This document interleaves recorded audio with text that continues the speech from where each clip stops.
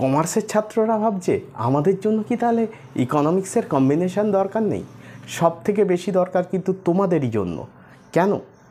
Economics ছাড়া কমার্সের কথা কিন্তু ভাবাটাই হচ্ছে ভুল।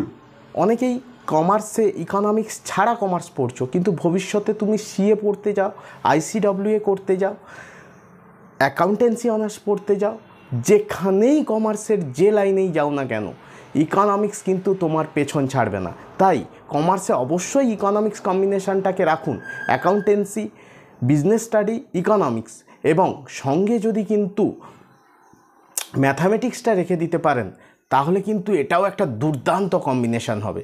এছাড়াও আরও অনেকগুলো কম্বিনেশান তুমি নিতে পারো, সেটা হচ্ছে কি accountancy, business study, costing and taxation, অবশ্যই ইকোনমিক্সকে ভুললে কিন্তু অ্যাকাউন্টেন্সিতে চলবে না।